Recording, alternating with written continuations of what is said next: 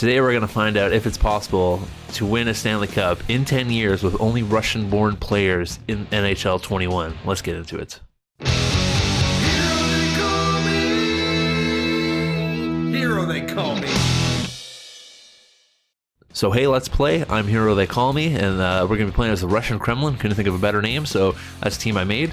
And for those of you who have seen these videos before, we did one previously with American players. So what we did there was obviously we drafted all the American players. If the team didn't have an American player on it, then we just took the best available player, traded him off for a Russian or an American player for that example. So for the same thing, same rules this time around. 10 years, we win a cup, we win, we don't, we lose. Only allowed to draft Russian players. If they don't have a Russian player, we take the best player, we trade him off for a Russian player afterwards. Simple. So here we go with the expansion draft. All 30 teams, or 31 teams, I should say, that we get to pick from. I'm going to start in the Anaheim. I'll make my pick. I'll show you my pick, and we'll move on to Arizona and so on and so forth. So we're starting off with a team, the Anaheim Ducks, that doesn't have any Russians, so we're going to take Josh Manson, and we'll trade him for something good. Same goes for the Arizona Coyotes, so I'm going to take Antti Ranta and trade him off. I already know the Bruins don't have any Russians. Being a Bruins fan, I know this for a fact, so I'm just going to take Brandon Carlo and trade him. Apparently nobody has any Russian players, so I'm just going to go ahead and take Colin Miller here. I'm going to take David Rittich from Calgary because they don't have any Russian players either. Take Dougie Hamilton out of Carolina. My God, this is not going well. Take Andrew Shaw from Chicago. Finally, a Russian player is Valery Nishkinin. First Russian player available. I'm going to take him. Back-to-back actual Russians. We got Mikhail Grigorenko out of Columbus. 3 in a row now. I could go with Gurianov or I could go with Khudobin. Khudobin would be a smart choice because he's a Russian goalie, and I think there's like a few Russian goalies in the league, and one of them is Vasilevsky. So it'd probably be smarter to take Khudobin and actually have a good Russian goalie, but I could probably trade for him better pretty simply. And Gurianov's probably going to have a better upside. You know, he's only 23 years of age, so we're going to go ahead and take Gurianov. And take Vlad Nemesnikov out of Detroit. Going to take Dmitry Samorukov, I think that's how you pronounce that, out of Edmonton here. Marcus Nudivara out of Florida because they don't have a Russian player. Take Martin Furk out of LA. Got to take Dmitry Sokolov out of Minnesota because he's actually a Russian player, so I'll take him. And take Ettore Lehkonen from Montreal because they don't have any Russian players available. Going to take Kalle Arnkrok from Nashville because they have no Russians available. Going to take Dmitry Kulikov off of New Jersey because he's the only Russian available. Here we go. We get Ilya Sorokin from the New York Islanders. That's a good pickup for us for an actual Russian-born goalie. I'm going to take Libor Hajek from the Rangers here. He's from the Czech Republic. See, here's an interesting one because I have Artem Anisimov in Ottawa, but I also have Alex Galchenyuk, and I'm pretty sure Galchenyuk's technically Russian. It says he's from America, but he has like dual citizenship, I'm pretty sure. But since it says in this game that he's American, I'll go with Artem Anisimov instead. And take Travis Sanheim out of Philly because they don't have any Russians available. And take Teddy Bluger off of Pittsburgh because they have no Russians available either. Got to take Ivan Cheknikov off of San Jose here because he's the only Russian available on this team. Got to take Alexei Torpachenko off of St. Louis because once again he's the only Russian available. So I was hoping I could take Anthony Cirelli, but Tampa actually does have one Russian player and he's terrible. Volkov down here is the only Russian available, and I can't take Cirelli because of that, so that sucks, but whatever. I take Travis Dermott off of Toronto.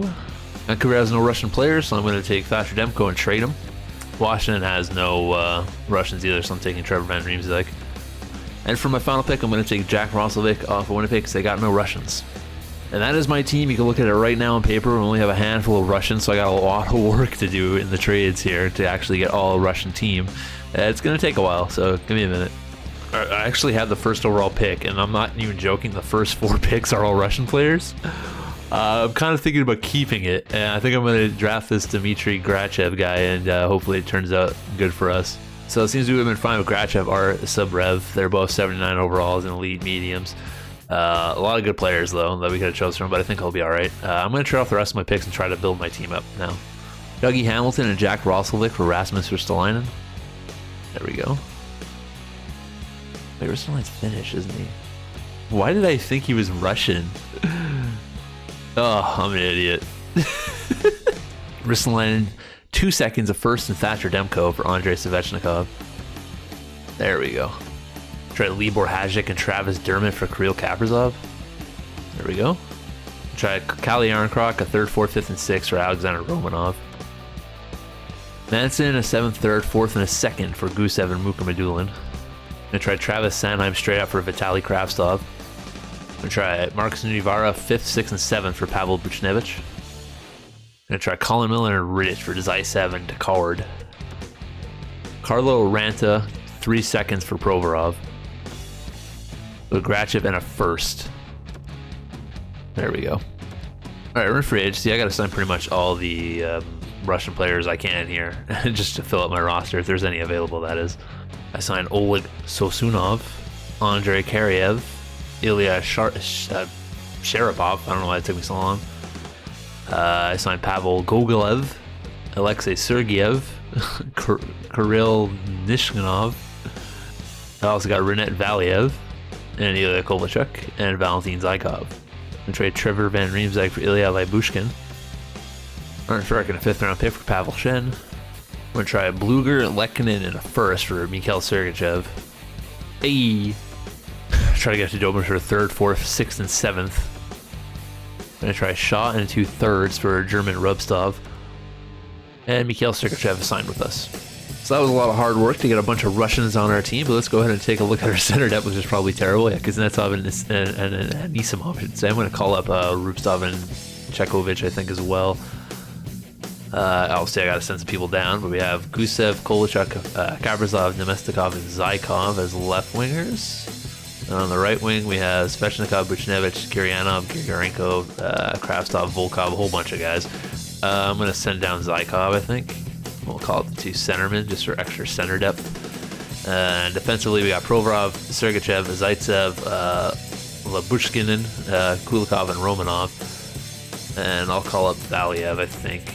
So like I said, after all that hard work, this is what our team looks like. Nikita Gusev, Evgeny Knetsov, Andrei Svechnikov, Pavel Buchnevich, Artem Anisimov, Ilya Kovalchuk, Kirill Kaprizov, Vladimir Nemestikov, I should say, Denis Gurianov, Vitaly Kravtsov, Mikhail Grigorenko is playing center, and then we have Valery Nishkin, or Nishkinin, however you want to pronounce his name. And defensively, we got Provorov and Sergachev, which is a +3. They're going to be great for us down the line. Kulikov and Zaitsev, and then we got Romanov and Lyubushkin. And then in nets, we're going to do Khudobin and Sorokin as our stars. We could have a decent team. I'm surprised, honestly, with how well I turned this team out with what I had. I got rid of a lot of draft picks to do it, but I think we could have an all-right season. We're at the trade deadline right now, and you can see Team Russia here. The Russia Kremlin have 66 points in the Central Division, not too far back of the Winnipeg Jets. So it's a possibility we could get there. I would like to find another center, like an actual second-line center for my team, but Russia and centermen don't go hand in hand for some reason. It's weird. We got like Kuznetsov and Malkin. That's like the only 2 I can think off the top of my head that are like premier centermen. So Minnesota is holding on to that 8th spot right now, so we could pass them if it's possible. We just got to play some good hockey down the line. Andrei Svechnikov leading my team in points, 44 and 59 games played. That's not much. I was expecting to have more points, but it seems like we're getting some balanced scoring, so I'll take that over like a one line that scores a lot. And Dobin's posting at 907 right now. Sorokin, on the other hand, not doing too hot. 6 wins, 7 losses. Well, if he could pick up his play, we might be able to sneak in. I'm going to try to get Ivan Barbashev for 4th, 5th, 6th, 7th, and 4th. There we go. All right, after that deal, you could see that Barbashev went to the second line, is actually made our second line slightly better by 1, but then our third line goes down by 1, so it kind of trades off. We have some injuries in the back end, as you can see. Don't have Provorov. We're also missing Zaitsev, so pretty big injuries, but hopefully everything goes swell for us for the next couple games. We re-signed Andrei Svechnikov, Mikhail Grigorenko, Nikita Gusev, Pavel Buchnevich, Artem Anisimov, Ilya Lyubushkin, Ivan Barbashev, Alexander Volkov, Valentin Zykov. Well, unfortunately, after year 1, we don't make the playoffs. We finished 6th place in the Central. We were how many points out of making it? Probably, I'm going to guess like 8 would be my guess. 90 was the break, 6 points. So those last couple games that we didn't win, that would have been the difference right there. Evgeny Kuznetsov actually led the team in points of 64, 22 goals, 42 assists. Svechnikov was 1 off from behind him with 21 goals, 42 assists. Excuse me. Ilya Kovalchuk had 24 goals, 31 assists, and Kirill Kaprizov had 33 goals. I'm hoping Kirill Kaprizov grows a bit and we can get him on that top line. But we have pretty much everyone signed for next season. So, you know, hopefully there can be someone I could find in free agency to bolster this team. I'd like to find a centerman, but like I said, there's only like one real good centerman out there, and it's Malkin. I ain't getting him. Sokolov's coming back, and so is Rupstov. Hey, look, Alex Galchenyuk's in free agency, but I'm still not going to sign him just for you guys. So as we head into year 2, I got my wish. Kirill Kaprizov has jumped up to the top line and played with Kuznetsov and Svechnikov. I feel like these guys are going to absolutely rip it up. Gusev drops down to the second line with Barbashev and Gurianov. Then we have Kovalchuk with Nemestikov and Buchnevich. Pretty good line. Then Kravtsov and Isamov and Grigorenko. I like these lines. I think they're pretty good. Defensively, we still got Provorov and Sergachev killing it. Romanov and Zaitsev now as the secondary unit. And then we got Kulikov and Lyubushkin as our third. And then in nets, Sorokin is going to start as our starter, so hopefully he can actually play well. And then we have Anton Khudobin as our backup. At the trade deadline, we're sitting with 62 games played, 70 points. Once again, Minnesota is the team in front of us, 3 more points in front of us. We need to make a splash, I think. I'm going to try my best. We're in 8th place right now. We're a playoff team, but we have the Blackhawks, the Predators, the Stars all right behind us. So it'd be nice to try to find something. I'm going to look for something in the deadline, but I don't know what I'm going to get. Just like I thought, Kirill Kaprizov having a hell of a year. 38 games played, 33 assists. He has 71 points. It seems like whatever update they made recently to their GM mode, they brought back the glitch where creative players shoot the puck like crazy amounts of times, because it happened in the Paul Kariya sim, now it's happening in this sim. So good job, EA. Leo Sorokin playing pretty well too. He's got a 905 save percentage, not bad. Obviously, Khudobin's doing a bit better, but it's a good start for Sorokin this year. Malkin's trade value actually fell, but he's an 89 overall now. I'm going to try to get him for a first round pick here. Oh, that was that easy. All right, cool. All right, so we have Malkin in now. So now we have Malkin, Gusev, and Gurianov. We're obviously missing some players here. If Gurianov is our top line right winger, I'm not sure who we're missing. I think maybe they just switched it up. I don't know. I don't think we're missing anyone now. Look at it. Provorov, Sergachev, Zaitsev, Romanov, and Kulikov, and Lyubushkin. So hopefully with the addition of Malkin, it makes our team better and we make it to the playoffs. Mikhail Grigorenko's coming back. Nemestikov's coming back. Kulikov's coming back. Sorokin's coming back. Perfect. Nisimov's coming back as well. So is Kravtsov. So is Kovalchuk. And unfortunately, the addition of Evgeny Malkin wasn't enough as he missed out on the playoffs by 1 point. Just 1 point. I guess technically would have been 2 because they would have won by tiebreaker anyways, but that's so annoying. So close. Getting Malkin led our team in points, 83 games played. That's impressive. 39 goals, 50 assists, 89 points. We have everyone locked up to another season next year, so hopefully next year we actually make the playoffs because our team's good enough to make the playoffs, so we're just not getting there. We had 3 or 4 people with 80 points this season. We didn't make the playoffs. That's not great. Did our goaltending fall apart? No, it was pretty average for this game, so I don't know what it was. Kirill Kaprizov's coming back, 7-year deal, $9.2 million. So for year 3, we got Kuznetsov, Malkin, who's fallen to an 87, Barbashev, who jumped up to an 85, so that's really nice, and Isamov and Rupstov as our extra centerman after that. Left wings, we got Kaprizov, Gusev, Nemestikov, and Kovalchuk. And then right wingers, we got Svechnikov, Gurianov, Buchnevich, Kravtsov, Nishkinen, and Grigorenko. On defense, we got Provorov, Sergachev, Zaitsev, Romanov, Lyubushkin, and Kulikov. Actually, I call up Mukhamadullin and put him over Kulikov. Hopefully he plays over him.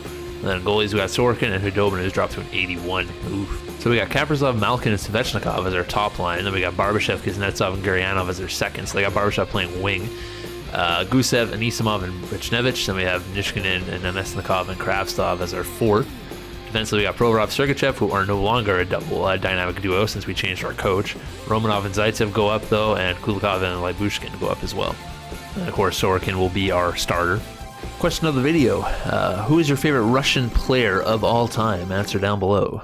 Sitting in 4th place, not a guaranteed playoff spot yet. If we catch up to Colorado, it will be. Seems like we still can't get over that hump yet as a team, which is kind of upsetting. We're in 7th place right now in the West. Obviously, it's a very, very close race, as you can see. So we're going to have to play well down the stretch again if we want to make the playoffs. Svechnikov leading our team in points, 67. Kaprizov actually having a bit of a down year for him anyways. 65 points is still very good, but in 62 games. The top line is definitely doing its job. Kuznetsov is doing his job as well. Provorov's having a good season as well. Let's see how the goaltending is doing. Sorokin with a 909. Dobin falling off a bit. We're gonna have to find another Russian goalie, I think, in a few. But as of right now, we're at the trade deadline. I can't do anything because I have no cap space, and I really don't have anybody on my list of who I need to go out and get. So I'm just gonna go with it and hope this team is good enough to make the playoffs. A little bit of faith gets us into 5th place. Finally making the playoffs in year 3, facing off against the Chicago Blackhawks in the first round. Andrei Svechnikov led our team in points, 92 and 82 games played. Hell of a season for him. Kenny Malkin at 89 points, but it was a -1. That's something I don't like to see.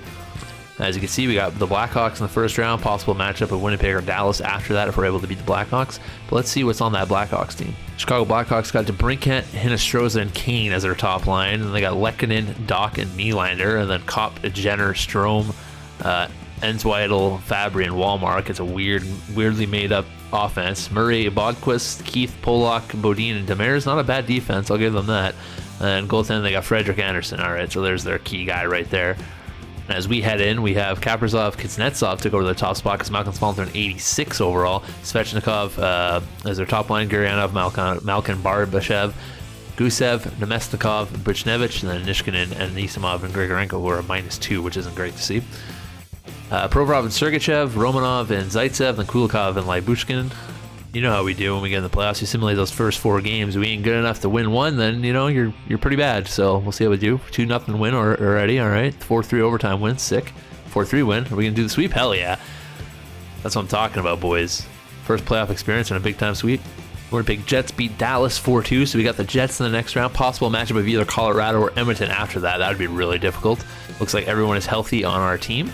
The Jets have Landeskog, Scheifele, and Line as their top line. Holy crap. And they got Vesalainen, Little, and Sabrev was one of the drafted guys, I believe, when we started. Kyle Connor, Gustafson, and Brown, Camp, Stastny, and Ehlers. They got a really weird left side. You think they would have put Ehlers up here or something, but Nick Ehlers, 4th line, 87 overall player. Really strange. Good offense, that's for sure. Defense, they got Morrissey and Burns. Oh my goodness. Pionk and Niku, Henalonen, and Uselin, is that his name? Julesen, that's how you pronounce it. My goodness. And then goalies, they got Hellebuck. They got a really good team. Well, I feel like if we get past Winnipeg, we might be able to win it all, honestly, with a team like that. So we'll see how we can do against the Winnipeg Jets. 5-0 loss, 4-1 loss, 3-1 loss, 2-1 loss. Yeah, I figured as much. Sucks for us. So I'm going to try to trade for the 2nd overall pick here because Mishkov, I should say, is in this draft class, and he's going to be really good. So I'm going to see if this is enough. Grigorenko and 2 firsts. Going to try to get Ilya Samsonov for 2 firsts and 2 seconds and Sorokin. Hey, all right, well, so that's a bit of an upgrade on the goaltending market. Lots of RFAs assigned this year, so let's get to that. Valery Nishkinen's coming back. Anton Hudobin's coming back. Alexander Romanov's coming back. Pavel Buchnevich is coming back. Ilya Lybushkin's coming back.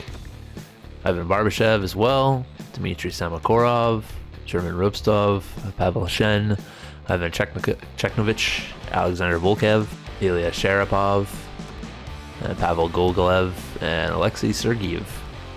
Well, it looks like I'm going to have to let Nikita Gusev walk because he's not happy with the amount of minutes he played last season, which is too bad. I'll probably sign him in free agency if I had the chance, but we signed Vladislav Gavrikov to a contract and Maxim Litvinov to a contract as well. Signed Dmitry Orlov as well. Gonna throw a 7th, 6th, and 5th in there, try to sweeten it up a bit. There we go. We signed Yegor Korshkov. Alright, so here's our lines going into season 4, I believe, right? So we got Kirill Kaprizov, Kuznetsov, and Svechnikov as our top line. Nemestikov, Evgeny Malkin, and Denis Gurianov as their second line. Pavel Buchnevich, Ivan Barbashev, and Vitaly Kravtsov as their third. Then we got Maxim Litvinov, German Rubstov, and Yegor Korshkov as our 4th. Defensively, we got Ivan Provorov and Mikhail Sergachev, and we got Romanov and Orlov, and then Zadorov and Gavrikov. So I think our defense is a bit better than it usually is. And then goaltending, we got Samsonov and Nadobin, who's a 79 now, but Samsonov is better than Sorokin, so hopefully that puts us over the hump. Dead last in our division at the trade deadline. Not the season I was expecting to have. I don't know what the issue is. I thought we'd have at least, a chance at the playoffs. Maybe it's the coaching. I have no idea, but that's just awful. And you come and look at the points and you realize what it is. Our top guys are not producing at all. So that is the issue. If Malkin, our second line, our center, is our best and he's 37 years of age, pretty bad. How's the goaltending looking? I'm just curious. 902, 908. Oh, it looks like Samsonov got injured. Okay, that makes more sense then. Okay, how long is he out for? Let's see. 2-month injury. Okay, that makes more sense why this season hasn't gone to plan. Samsonov, a third, a fourth, and a first for Askarov. I'm going to try Malkin, Lutanov, a third and a second for Vasily Ponomarev. The reason why I did that trade is because Malkin has 1 year left on his deal. I don't think he's going to re-sign with Carolina. If he even comes back, he might retire. But I feel like he'll be in the free agency pool and we'll be able to pick him up for cheaper. So I figured, we get rid of him now and try to get something for him. These are the lines we're going to run with to end the season. I don't expect much. I don't expect us to come back at all. But we have a younger center here, 21 years of age. Hopefully you could grow into at least a second line center would be nice. Probably going to fire the coach after this year too. I'm not a big fan of the veteran coach, but we have Yaroslav Askarov for at least 2 more years, and he's got a pretty good contract, as you might have seen. Grigorenko's coming back for another year, so is Gurianov, and so is Buchnevich, and Rubstov. Well, we managed to get out of the basement. We finished 7th instead of 8th in our division, so I guess that's an improvement. Kirill Kaprizov finished top on our team with 84 points in 82 games played, so he stepped it up in the second half of the season. Yaroslav Askarov had a pretty good season as well, splitting time between us and Nashville. Hopefully he continues that play. All right, we got $20 million in cap space, and we're going to have some big names coming up next year that we got to sign here. So we got to make sure we play it smart and keep that cap space. But let's see who needs a contractor right now. So Domestikov, Volkov, and Anisimov. Anisimov won't be getting one, that's for sure. RFAs, we got all these guys who are all going to sign for low. So we're fine, pretty much. Dobin's coming back. Samorikov's coming back, Sokolov's coming back, Chekovich is coming back, Torpachenko is coming back, Volkov as well. We signed Semyon Varlamov as a third-string goalie. Kenny Malkin's coming back. Told you we get him in free agency, and we got Alex Ovechkin as well. So if we don't make the Cup finals this year, or even the playoffs, I'll be very upset.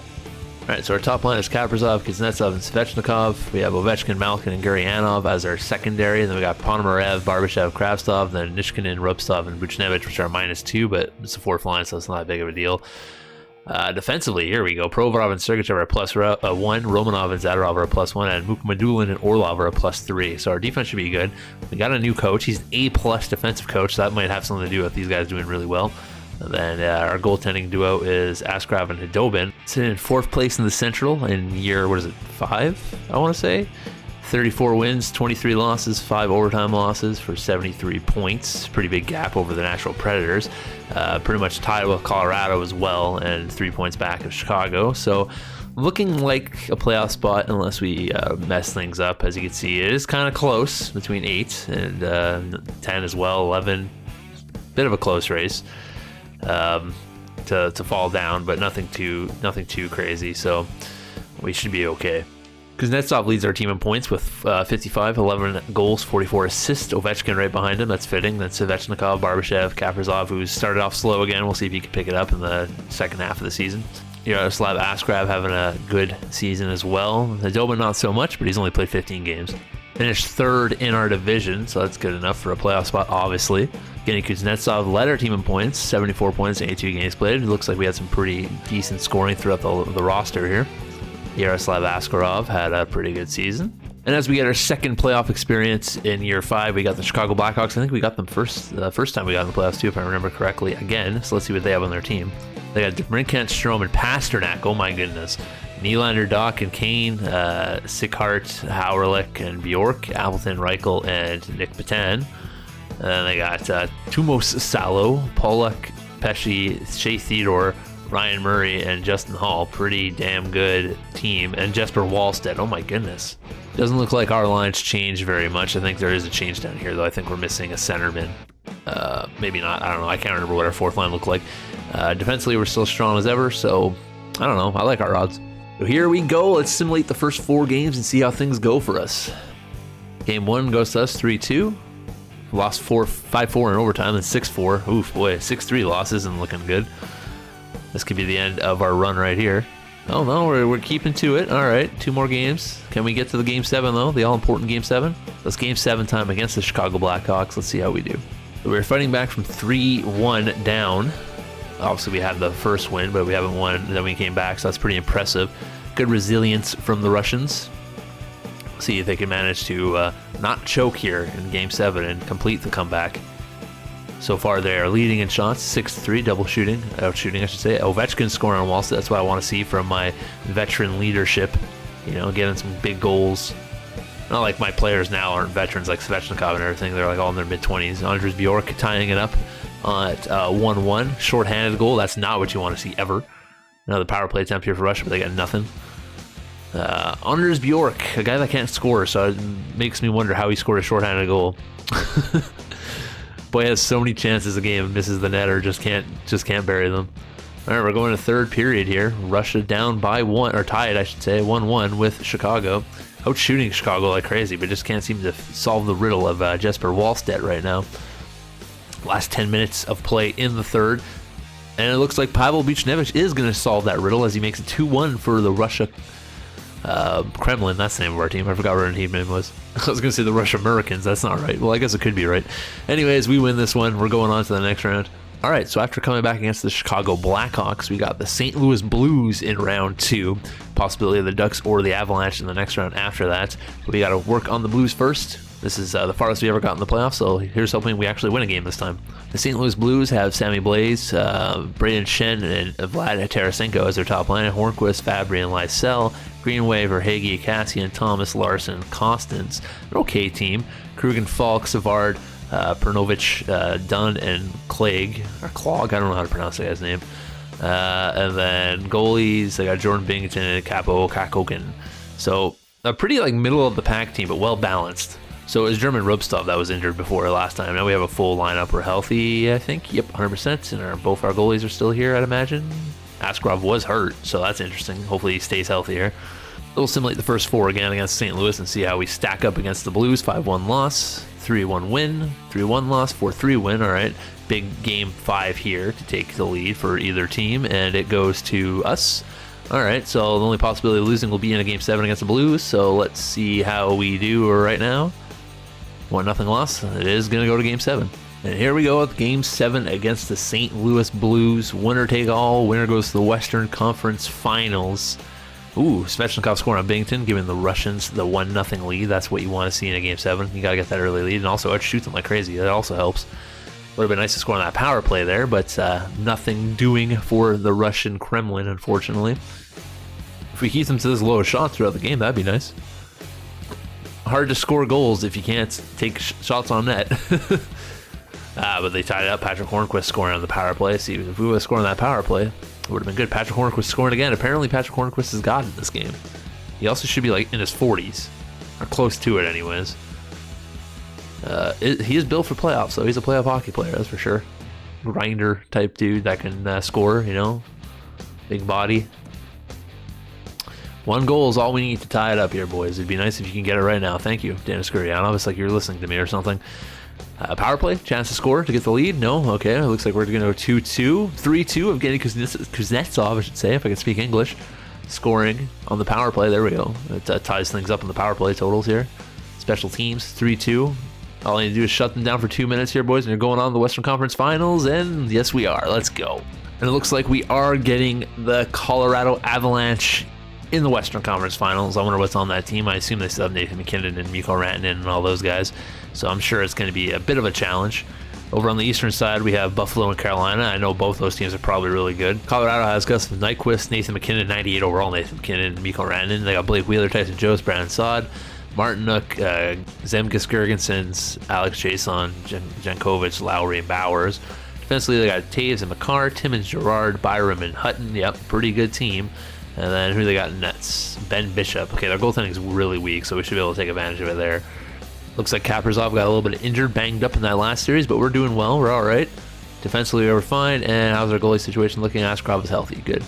All right, even though Colorado has terrible goaltending, I bet for some reason we still can't score on them. The game is broken in that regards. All right, we got ourselves a game 5 here. Big time game 5. We win it. All right. It's the only way of losing is in game 7 again. Are we going to go to another game 7? No, we're not. We're actually going to go to the finals. So after beating Colorado 4-2, I'm sure all of you saw who we're facing next. It's the Buffalo Sabres. You can see it right now. They won 4-0 over Carolina. That's kind of spooky. I assume the Buffalo Sabres have a superstar Jack Eichel. They probably got Taylor Hall still and Olofsson or somebody like that. Let's go ahead and check to see what we're facing in the Stanley Cup Finals in Year 5. The Buffalo Sabres have Taylor Hall, Jack Eichel, and Jack Roslovic, who is 89 overall. That's impressive. Jeff Skinner, Sam Reinhart, and Ryan Hartman, Medvedov, Middlestat, Thompson, Johansson, Shaw, and Kachuk as their top lines. Montour, Hannafin, Yoki Harju, Dahlin. Dahlin is a second line left winger for some reason. Volchenkov and Couture. So a bit weak on the defensive aspect on the third pairing, that is. Really good top line, decent secondary line. Their goaltending is Jonas Korpisalo, so they have a good goaltending as well. It could be evenly matched. I still think we have the better team, though. You can see we're still healthy here, healthy on the defense. Had a really lucky go of it with non-injuries so far in the playoffs, which is really nice. Knock on wood. Hopefully it stays the same in this series. But let's get into it. All right, so let's see how we'll hold up against the Buffalo Sabres here. We'll sum up the first three just in case there is a potential of a sweep here. 5-3 overtime loss. Or 5-3 loss, I should say, if I can speak English. Then we went 3-0, then we went 5-4. That's what I like to see. I feel like we have a better offense. We should be able to score them. What was the game there? 4-2 overtime loss. Or just loss. Why do I keep saying overtime loss? I don't know. But all important game 5 again. See how this goes for us. Hopefully a win. That'd be nice. Overtime loss. Okay, so we got to win this one if we want to force a game 7. And we do. Game 7 against the Buffalo Sabres. All right, let's see how this goes. Buffalo has the home ice advantage in this one, but can Russia ruin the Sabres' chances at winning a Stanley Cup? I hope so. 5 years would be pretty impressive with all Russians, I'd say. 0-0, we got ourselves a tied game. Buffalo getting a lot of power play opportunities, and they score right after their power plays. Jack Eichel scores an Askarov, but Garyanov says, I'm a playoff performer, apparently. Tying it up at 1 just before the first period ends. Are we going to go into an overtime? Oh, no, Jeff Skinner making it 2-1. I was going to say, overtime, game 7. It's always fun. Always fun. But Jeff Skinner, the most overpaid player in the NHL, giving Buffalo the lead. But Evgeny Kuznetsov on the power play. That's what I like to see, boys. Scoring on Jonas Korpisalo. Tying it up at 2 in the seconds. We're out shooting them like crazy. We just need to bury another one. I think we'll be all right. Back on the power play. Yes! Mukamadulin, baby! Let's go. Let's freaking go, boys. 10 minutes left. Just got to shut the door. Don't let them score on Yaroslav Askarov. Kravtsov scoring another one, giving us the extra points that we needed for this. And it looks like the Russia... I keep saying Kamachka. I'm so used to World Hockey. And here we are, Game 7. Under a minute left. 2-goal lead for the Russia Kremlin, not Kamachka, for those of you aware. That's what I called them in my World of Hockey series, like I was trying to say earlier before I got cut off. But it would have to be a pretty bad collapse for Russia to lose this game right now. Empty net, and it's a goal. Number 97, who is that? Svechnikov? No, Kaprizov scoring. And the Russia Kremlin are going to be your Stanley Cup champions 5 years in, and it's all it took me to build this monstrosity of a team. Trading away draft picks, trading away players, managed to build these bad boys up. A team like this in real life would have been an amazing team. I'm just saying. It's a pretty damn good team. I'm happy about it. So it is indeed possible to win a Stanley Cup with all Russian players. It's a bit difficult, more difficult than I was expecting it to be, because there's not many lower quality Russian players, if you want to say. To start your team off with, you really have to go through trade. It's the only way you're going to get able to get them, because all the good Russian players are not going to be in the draft, obviously. As you saw throughout this video, I traded a lot of draft picks. Some players, I made a really dumb trade at the beginning, if you all remember that. But let me know what you guys thought about this video. If you have anything, suggestions for another series like this, whether it be a different, challenge or anything that might be something you want to see, feel free to leave that in the comment section below. Look at great hair Ovechkin. It's great. His beard needs a little bit of gray in it too, but that's pretty good. They gave him the gray hair in this game. That's funny. Evgeny Kuznetsov coming out to get the Conn Smythe trophy. Yeah, if you guys did enjoy this video, make sure to share with your friends. Let them know about all the great NHL content we got on this channel. leave a like. That definitely helps. Because, you know, I put a lot of effort into these videos, and I liked for them to be seen by a couple of eyes, you know? It'd be nice. But there we go. It is indeed possible to win a Stanley Cup with only Russians in the NHL. So I'm Herotheycallme. I'll leave you guys with the celebration here as we go off with, who's our captain? Andrei Svechnikov coming to shake hands with fake Gary Bettman. What a fantastic celebration every year when you see the first player to get to the trophy just throw it up over his head, how happy they are, how elated they are that it's all over. Oh, they get to take the tour with the championship. I can't even imagine what that feeling must be like. What an amazing accomplishment to win, and it must be such relief to get your hands on the trophy, to realize this is it, this is what I played for.